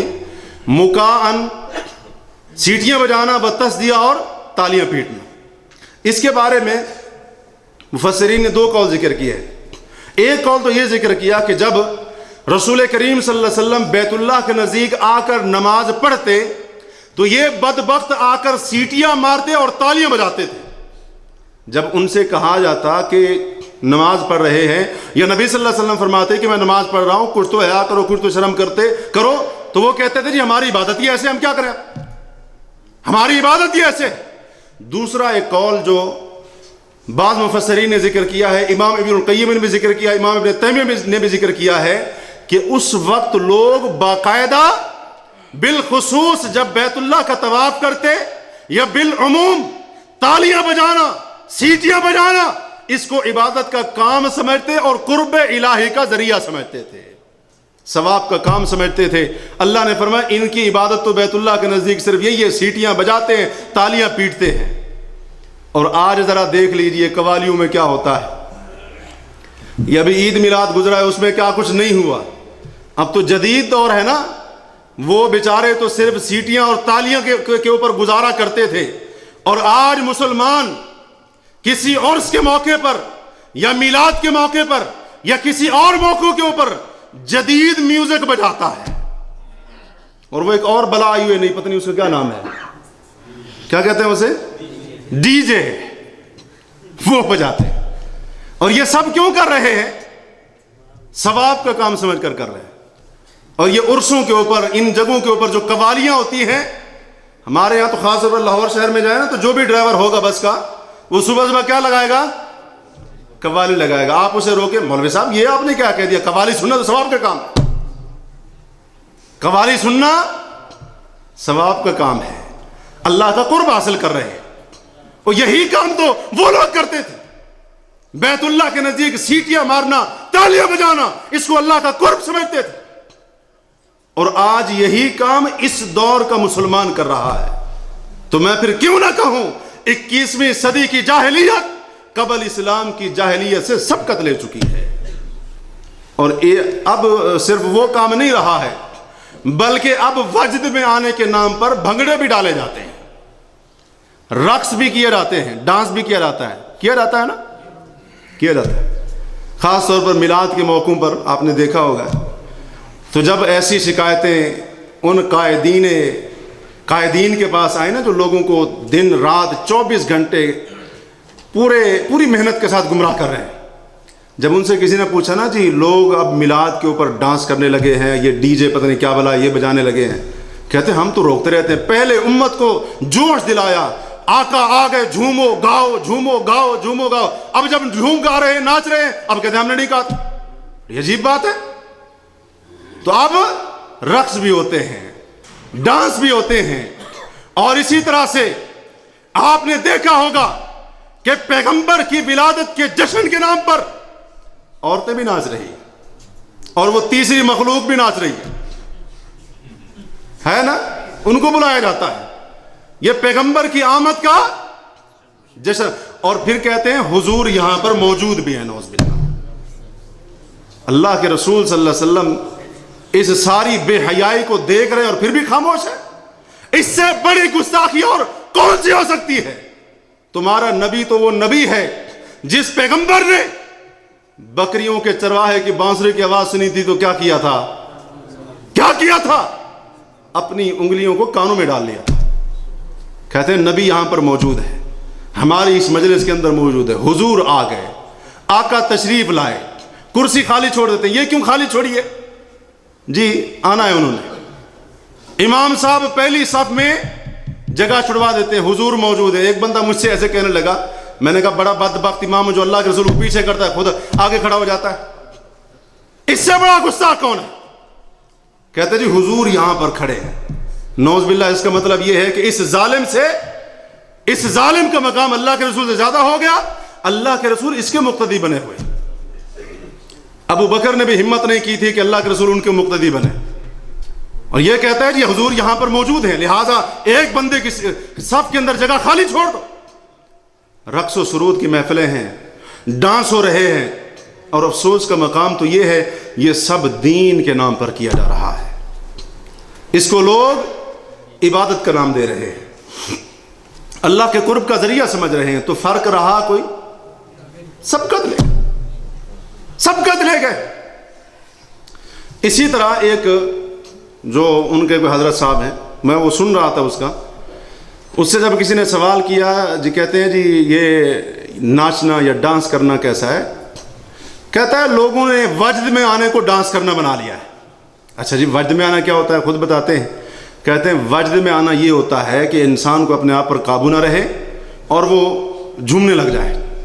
اور کہتے ہیں سچے وجد کی علامت یہ ہے اگر کوئی اس کا ہاتھ بھی کاٹ دینا اس کو فکر. میرے خیال میں یہ تجربہ ان کے اوپر کرنا چاہیے, پتہ چلے بھی سچا ناچ رہا ہے یا جھوٹا ناچ رہا ہے, لوگوں کو دکھا رہا ہے. اور کہتے ہیں اگر کسی سچے اللہ والے کو اس کا وجد دے کر کسی میں تواجد آ جاتا ہے تو یہ بھی ٹھیک ہے. تو پھر حضرت یہ بتائیے جو عورت ناچ رہی ہے, گانا کر رہی ہے, اس کے اوپر ڈانس کر رہی ہے, وہ بھی کہہ دے پھر میں بھی وجد میں آ گئی تھی, تو پھر اس کا بھی تو عذر بنتا ہے نا کہ میں کون سا ناچ رہی تھی, میں تو اپنے آپ میں ہی نہیں تھی, میں تو وجد میں آ گئی تھی. کس راستے کے اوپر آپ نے قوم کو لگایا ہے؟ اللہ کی قسم یہ وہی گمراہی ہے جس سے محمد کریم صلی اللہ علیہ وسلم لوگوں کو نکالنے کے لیے آئے تھے. پہلی آیت کی طرف جائیے, لِتُخْرِجَ النَّاسَ مِنَ الظُّلُمَاتِ إِلَى النُّورِ. اے محمد کریم صلی اللہ علیہ وسلم آپ اس لیے آئے ہیں تاکہ آپ لوگوں کو اندھیروں سے کس کی طرف نکالیں؟ روشنی کی طرف نکالیں. ایک اور نمونہ دیکھتے ہیں. کیا آپ کو پتہ ہے کہ زمانہ جاہلیت میں کتنے کعبے تھے؟ جانتا ہے کوئی؟ 2 1 24 تھے. کتنے تھے؟ 24 تھے. انہوں نے بھی ظلم کیا اور آج بھی دیکھیں کیا ظلم کیا ہے. ایک تو بیت اللہ تھا نا جسے کعبہ قریش کہا جاتا تھا. محرخین نے ایک قول کے مطابق 24 ایسے عبادت خانے لکھے, عبادت گھر لکھے ہیں جنہیں کعبہ کا نام دیا جاتا تھا, اور ایک قول کے مطابق 21 اور تیسرے قول کے مطابق 20. تو یہ 3 قول ملتے ہیں کہ 24 21 یا 20 ایسے گھر موجود تھے زمانہ جاہلیت کے اندر مختلف مقامات کے اوپر جنہیں لوگ کعبہ کا نام دیتے تھے. اصل میں یوں تھا کہ ان کو بیت اللہ کے ساتھ بڑی محبت تھی, لہٰذا جب وہ حج عمرے کے لیے آتے تھے تو بطور یادگار بیت اللہ کے ارد گرد کے پتھروں میں سے یا حدود حرم کے پتھر لے کر جاتے, اور جو بندہ جہاں جہاں کا ہوتا تھا وہاں اس پتھر کو رکھ کر بیت اللہ کی یاد تازہ کرنے کے لیے اس کا طواف بھی کرتا تھا, وہ سب کام کرتا تھا جو وہاں جا کے کرتا تھا. اور بعد میں پھر ایسا وہاں اسی جگہ پر یا اس کے قریب عبادت گھر بھی بنا دیے گئے جنہیں کعبہ کہا جاتا تھا. اس کی بڑی لمبی تفصیل ہے, میں اس میں نہیں جانا چاہتا ہوں. آج مسلمانوں کو دیکھیں 24 بنائے ہیں یا اس سے بھی نکل گئے. 317 ہجری کا واقعہ ہے. ابو طاہر قرمتی جو رافضیوں اور شیعہ حضرات کا ایک باطنی فرقہ ہے نا, ملحد فرقہ ہے, یہ قرمتی اس کے ساتھ اس کا تعلق ہے. اس کا ایک لیڈر تھا سربراہ ابو طاہر قرمتی. اس نے 317 ہجری کے اندر بیت اللہ پر حملہ کیا تھا, حاجیوں کو قتل کر کے زمزم کے کنویں میں پھینک دیا تھا. یہ ان کی خباثت آج کی نہیں ہے, یہ اسلام کے پہلے دن سے دشمن ہے, اور آج بھی یہ بیت اللہ کے اوپر حملہ کرنے کی دھمکیاں دے رہے ہیں نا, حرمین کے اوپر قبضہ کرنے کی. یہ کیوں نہ کہیں ان کے اسلاف اسی راستے پر چلتے رہے. 317 ہجری کے اندر اس نے حاجیوں کو قتل کر کے زمزم کے کنویں کے اندر پھینک دیا اور حجر اسود اکھیڑ کے لے گیا, اور اس وقت وہ حصہ بحرین میں تھا, آج اسی سعودی عرب کے اندر ہے. قطیف کے قریب ایک علاقہ ہے جسے خط کہا جاتا ہے, وہاں جا کے اس بدبخت نے اپنا ایک کعبہ بنایا تھا, اور 22 سال تک حجر اسود وہاں پر اس کے پاس رہا تھا. 22 سال کے بعد یہ حجر اسود دوبارہ بیت اللہ کی طرف آیا تھا. یہ ایسے ظالم لوگ ہیں. وہاں پر اس نے کعبہ بنایا اور وہاں کے اوپر وہ لوگ طواف بھی کرتے, جو بھی کام کیے جاتے ہیں کیا کرتے تھے.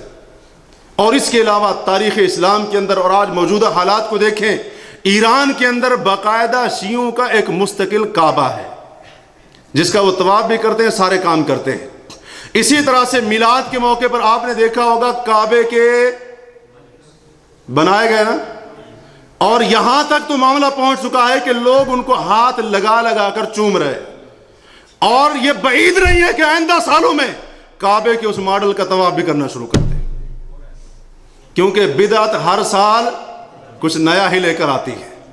بدعت میں جدت آتی ہے, ترقی آتی ہے ہر سال, کچھ بعید نہیں ہے.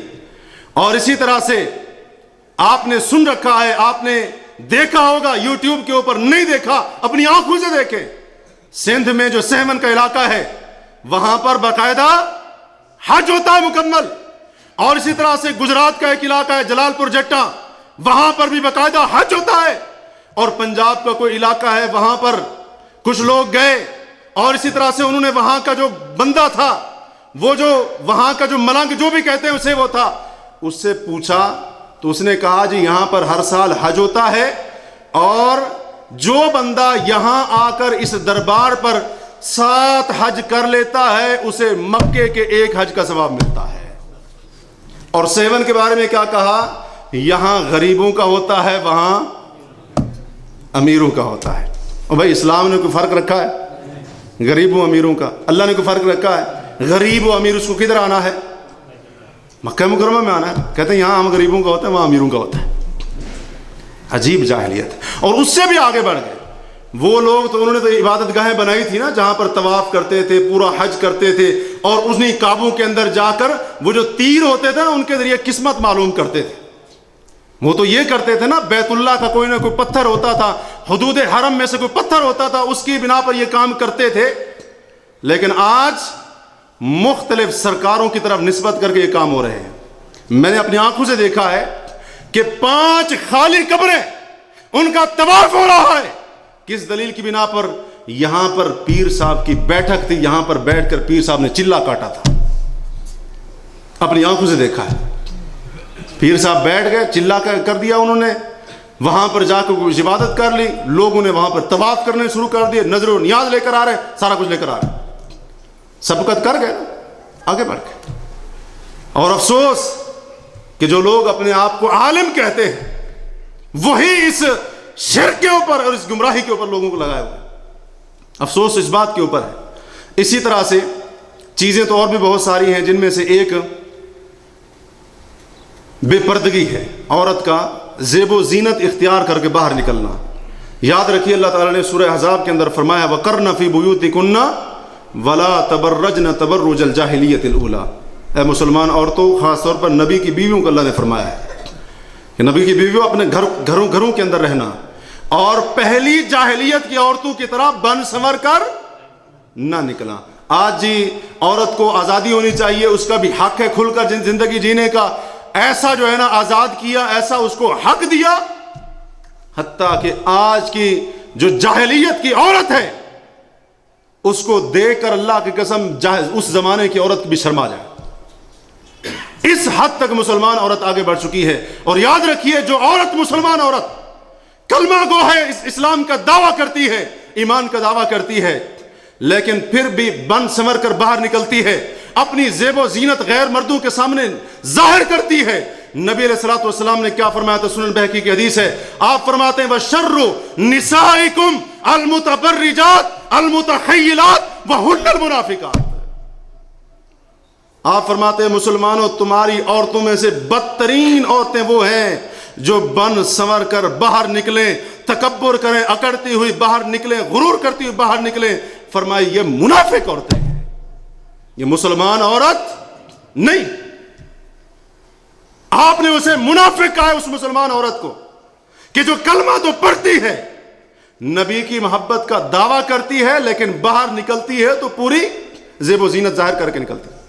اور ظلم تو یہ ہوا, آج مسلمان عورت ٹی وی کی اسکرین پر آتی ہے, पूरी दुनिया के लोग उसे देख रहे हैं। और ये जनाब किस लिए आई है? जी मुझे नबी से मोहब्बत है, मैं पैगंबर से मोहब्बत करने वाली, मैं नबी की सच्ची उम्मतिया, मैं उस मोहब्बत का इजहार करने के लिए नबी की तारीफ में अशआर पढ़ने आई हूं, नबी की नात पढ़ने आई हूं। और नात पढ़ने जब आती है उससे पहले ब्यूटी पार्लर से होकर आती है। जुल्म तो यह है कि नबी की मोहब्बत के नाम पर यह बेहयाई की जा रही है।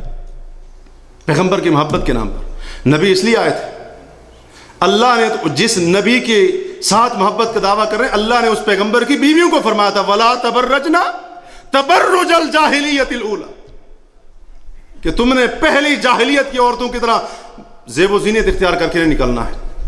इसी तरह से उरियानी, ये भी क्या है?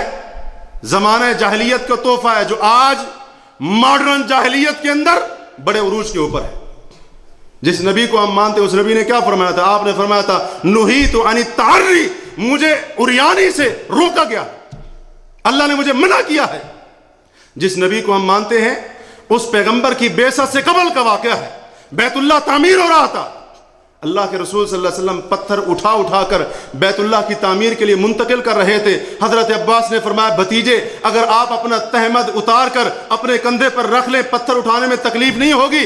आपने चचा का कहना माना, कंधे पर रखा, अभी चंद कदम चले थे आप बेहोश होकर गिर गए, बेहोश होकर आप गिर गए। और जो ही आपको होश आया आपने क्या पूछा? ऐना इजारी, ऐना इजारी, मेरा इजार, मेरी तहबंद कहाँ है? और मुसलमान है कि इसको मगरिब की रोशनियों ने इसको ऐसा अंधा किया है, यह भी चाहता है कि इसके मुआशरे का भी वही हाल हो जो मगरिब के मुआशरे में है। उन जालिमों का तो यह हाल है कि एक जोड़ा जाहिरी लिबास से बिल्कुल आरी होकर गलियों के अंदर निकलता है, कहते हैं हमें ऐसी आजादी चाहिए।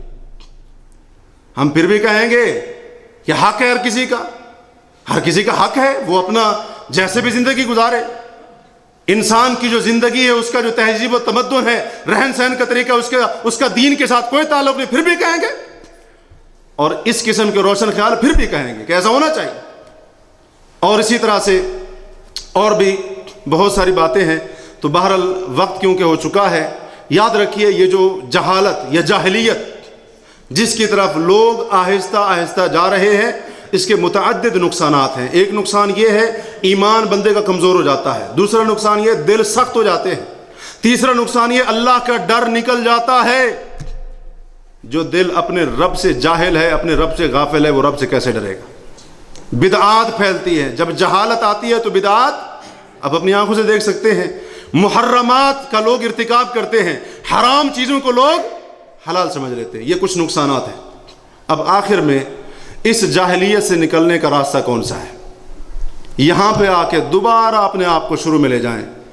अल्लाह तबारक व तआला ने जिस मुआशरे में नबी सल्लल्लाहु अलैहि वसल्लम को भेजा था, हमने सुना है कि वो लोग जहालत की मुतअद्दिद तारीकियों में डूबे हुए थे। उन तारीकियों से, उस जहालत से, जाहिलियत से किस चीज़ ने निकाला? इसी चीज़ ने निकाला है। और ये वो कुरान है जिसके बारे में अल्लाह ने फरमाया हुदल लिल मुत्तकीन, फरमाया हुदल लिन्नास, एक और जगह पर फरमाया, एक और जगह पर फरमाया हादा बयानुल लिन्नास। ये पूरी इंसानियत के लिए कुरान के नाजिल होने से लेकर क़यामत तक जितनी भी इंसानियत आएगी उनके लिए ये बयान है, हिदायत है। और अल्लाह फरमाते इन्ना हादल कुरान यहदी लिल्लती हिय अक़वम। कुरान जिस रास्ते की तरफ रहनुमाई करता है उससे बेहतर रास्ता कोई और, उससे अच्छा रास्ता कोई और नहीं हो सकता है। अगर हम चाहते हैं कि अपने आप को इन जाहिलियत की तारीकियों से, जहालत के अंधेरों से निकालें, तो आइए पैगंबर सल्लल्लाहु अलैहि वसल्लम का आखिरी फरमान सुनते हैं। अबू दाऊद, मुस्नद अहमद वगैरह की हदीस है, हजरत हुज़ैफा ने पूछा अल्लाह के रसूल, ये जो खैर का ज़माना हमने देखा है, क्या इसके बाद शर आएगा? आपने फरमाया हाँ हाँ, फितनतुन व शर्रुन, फितना भी आएगा, शर भी आएगा, बहुत सारे फितने आएंगे। हजरत हुज़ैफा पे पूछते हैं, मैंने कहा अल्लाह के रसूल सल्लल्लाहु अलैहि वसल्लम, क्या उस शर के बाद खैर भी आएगी? तो फिर आप सल्लल्लाहु अलैहि वसल्लम ने फरमाया या हुज़ैफा तअल्लम किताब अल्लाह वत्तबि बिमा फी, ऐ हुज़ैफा उस शर और फितने के जमाने के अंदर किताबुल्लाह को सीखते जाना, उस पर अमल करते जाना, अल्लाह तुझे फितनों से महफूज रखेगा। तो किताब हुदा की अजब तासीर देखी, बदलती हुई कौमों की अजीब बात है। नुस्खा कीमिया मौजूद है, हिदायत का मंबा मौजूद है। ये तो ऐसे ही है ना कि बिजली मौजूद हो, बंदा लाइट बुझाकर अंधेरे में बैठा रहे अपने कमरे के अंदर, और फिर कहे जी जाऊं तो जाऊं किधर। ये हिदायत, ये नूर अल्लाह की तौफीक से मौजूद है। इसको सीखिए। तअल्लम किताब अल्लाह वत्तबि बिमा फी, सीखना है, समझना है और फिर उसके ऊपर अमल भी करना है। फिर देखें किताबुन अंज़लनाहु इलैक लितुखरिजन नास मिनज़्ज़ुलुमात, अल्लाह कैसे आपको जाहिलियत के अंधेरों से हक के नूर और रोशनी की तरफ निकालता है। अल्लाह ताला से दुआ है कि अल्लाह वहदहु ला शरीक हमें कहने सुनने से ज़्यादा अमल करने की तौफीक अता फरमाए। जो कुछ भी मैंने कहा है, अगर ये हक और सच और दुरुस्त था, महज अल्लाह की तौफीक थी, इसमें कोई ज़ाती कमाल नहीं है। अगर इसमें मुझसे कोई गलती हुई तो ये मेरी तरफ से था, ये शैतान की तरफ से था। अल्लाह ताला से मैं मुआफ़ी मांगता हूँ और अल्लाह ताला से हम दुआ करते हैं कि अल्लाह वहदहु ला शरीक दीन हक़ को समझने के लिए हमारे दिलों और सीनों को खोल दे। अल्लाह तबारक व तआला ईमान के नूर से और कुरान की रोशनी से हमें अपने आप, अपने सीनों और दिलों को मुनव्वर करने की तौफीक अता फरमाए। सुब्हानक अल्लाहुम्मा व बिहम्दिक अशहदु अल्ला इलाहा इल्ला अंता अस्तगफिरुका व अतूबु इलैक। अस्सलामु अलैकुम रहमतुल्लाहि व बरकातहू। ये थे हमारे मुअज़्ज़ज़ मेहमान फ़ज़ीलतुश शेख मोहम्मद तारिक हफ़िज़हुल्लाह ताला, अल्लाह ताला इन्हें ज़ाय खैर अता फ़रमाए। दौर जदीद की जाहिलियत के हवाले से हमारी रहनुमाई फरमा रहे थे। एक एक बात जो शेख ने फरमाई है वो बिल्कुल सच है, बल्कि बातें यकीनन चूँकि वक्त इजाज़त नहीं देता, इससे भी बहुत आगे का मामला जो है लोगों के अंदर पाया जाता है। तो अल्लाह ताला ज़ाय खैर अता फ़रमाए। जो भी नसीहतें की गई हैं, अल्लाह ताला हमें उन नसीहतों पर अमल करने की तौफ़ीक अता फ़रमाए, और हमारे आमतुन्नास जो इस वक्त इन जाहिलियतों में मुब्तला हैं, अल्लाह उन्हें भी हदायत दे दे। अब उनकी हदायत के लिए मेरे दोस्तों यहाँ पर काम हो रहा है और आप भी अल्हम्दुलिल्लाह यहाँ आते हैं और सीखते हैं। मेरी एक गुजारिश है, अगर आपके दिल में अपने उन मुसलमान भाइयों के लिए और मुसलमान बहनों के लिए अगर कोई दर्द है, तो अल्लाह का वास्ता है आप उन लोगों को भी दावत दीजिए, उन लोगों को भी लेकर आएँ। आ नहीं सकते तो यहाँ से सीडी लें, यहाँ से किताब लें, किताब लेकर सीडी लेकर उनको पहुँचाएँ। काम करें। क्या आपको फ़िक्र नहीं है कि आपके वो रिश्तेदार, आपकी बहनें, आपकी बेटियां, आपके वो अजीज़ जहन्नम की आग की तरफ जा रहे हैं? आपको उनकी फ़िक्र नहीं? आप उनके बारे में परेशान नहीं? क्यों नहीं फ़िक्र करते? उनकी भी फ़िक्र कीजिए और कोशिश कीजिए। मैं अभी यानी आप जाएं, अभी ये निकलें आप खुबैब की तरफ, बाज़ार भरे पड़े होंगे। कभी आपने उनको आते हुए किसी को दावत दी कि आओ चलो वहाँ पर चलते हैं, चल कर दीन की बात सुनते हैं या सीखते हैं? कभी आपने को खड़ा होकर मुझे बताए कि हमने यहाँ से सीढ़ियाँ ली, अब सीढ़ी लें, यहाँ से सीढ़ी लें और लेकर जाते हुए या पकड़ाते जाएं किसी को, यार ये देखना, ये सुनना। भाई आपने दावत पहुँचा दी, आप क्या किसी को दावत देंगे? आप खुद अक्सर कितने बंदे हैं बाद में कितनी ताख़ीर से आते हैं, नवाबों की तरह आखिर में आ रहे हैं, और कोशिश होती बाद में चल के मौलवी साहब का जब एंड होने वाला होगा ना, तो फिर जाकर कुछ चार बातें सुन लेंगे। वल्लाह बड़ा काम करने की ज़रूरत है, बड़ा काम करने की ज़रूरत है, बहुत ज़रूरत है। इस वक्त फितने तेज़ी से फैल रहे हैं, तेज़ी से वो काम कर रहे हैं। वो कराची में एक झल्ला सा बंदा बैठा है, मैं तो उसको झल्ला ही कहता हूँ, झल्ला है। उस झल्ले ने कोई लाखों करोड़ों लोगों को बेवकूफ़ बना रखा है। तकरीर भी करनी नहीं उसको आती है, और दुनिया जनाब पागल हो रही है उसके पीछे। मैं अगले दिन वो पढ़ रहा था कि जनाब वो सैकड़ों तो उसने स्कूल बना लिए हैं, सैकड़ों की तादाद में तो उसने मराकज़ खोल दिए हैं। 6000 से ज़्यादा मदरसे हैं उनके, 6000 से ज़्यादा मदारस बना चुके हैं वो लोग। वो काम कर रहे हैं, और आप क्या कर रहे हो, मैं क्या कर रहा हूँ? अल्लाह है, अफसोस की बात है। काम कीजिए। मैं यहाँ अगर आप एक तंदूर जला दें, आग का तंदूर जल रहा है, और आपके सामने आपका बेटा, आपकी बेटी, आपकी बीवी, आपकी बहन, आपका अजीज़, वो कहे मैं इस पर छलांग लगाऊंगा, लगाने दोगे? लगाने दोगे? نہیں، ہم لگانے دے رہے ہیں، ہم ان کو لگانے دے رہے ہیں۔ اس تندور سے زیادہ گرم آگ جہنم کی آگ ہے۔ جیسے ایک روایت میں کہ اگر اللہ جہنم کی آگ کے انگارے کو مشرق میں پھینک دے تو مغرب میں کھڑے ہوئے لوگ سارے جھلس جائیں۔ سمجھ گئے؟ زقوم سنا ہے آپ نے؟ زقوم کس کو کہتے ہیں؟ جہنمیوں کا کھانا، جس کا قرآن میں اللہ نے تذکرہ کیا ہے۔ اللہ کے نبی فرماتے ہیں کہ اس کا اگر ایک نوالا اس روئے زمین پر پھینک دیا جائے تو دنیا کی ساری معیشت تباہ ہو جائے، دنیا کی ساری معیشت تباہ ہو جائے، اور وہ جہنمی کے منہ میں ٹھوسا جائے گا۔ کیا آپ یہ چاہتے ہیں کہ آپ کے وہ عزیز ادھر چلے جائیں؟ کیا یہ چاہتے ہیں؟ کہاں ہے آپ کی تڑپ؟ میرا بچہ بھوکا نہ مر جائے، میرا بچہ پیاسا نہ مر جائے، میرے بچے بے لباس نہ رہ جائیں۔ دوڑو، بھاگو، کماؤ، محنت کرو، ان کی بھوک مٹانے کے لیے، ان کی پیاس مٹانے کے لیے، ان کے ننگ کو ڈھانپنے کے لیے آپ دن رات ایک کیے ہوئے ہو، خوب بھاگ رہے ہو۔ اپنے بچوں کو، اپنی بیوی کو، اپنی بیٹیوں کو، اپنی بہنوں کو جہنم کی آگ سے بچانے کے لیے کیا کوشش کر رہے ہو؟ ذرا سوچو۔ بڑا کام کرنے کی ضرورت ہے۔ جو نقشہ کھینچا ہے نا شیخ نے، اس سے بھی بہت حالات خراب ہیں۔ کوشش کیجئے، ہم حاضر ہیں، آپ کو کوئی تعاون چاہیے۔ ہم نے کبھی آپ سے یہاں بیٹھے ہو مجھے بتاؤ ابو محمد نے یا ادھر آئے ہوئے کسی شیخ نے، کسی دائی نے، شیخ طارق، شیخ عبد الماجد، شیخ مسعود الحسن فیضی اور دیگر مشائخ جو آتے ہیں آپ سے چندے مانگتے ہوں اور آپ سے یہ کہتے ہوں کہ ہمیں کچھ دو، آپ سے کوئی کچھ نہیں لیتا اللہ کے فضل سے، کوئی آپ سے کچھ نہیں مانگتا، اللہ کی توفیق اور اللہ کے فضل اور اللہ کے احسان سے۔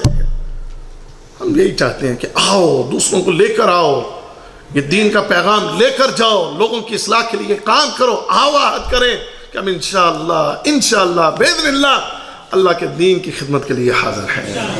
اللہ مجھ سے کام لے لے، اللہ ان مشائخ سے کام لے لے، اللہ آپ سے کام لے لے، یہ بڑی نصیب کی بات ہوگی۔ اللہ عمل کی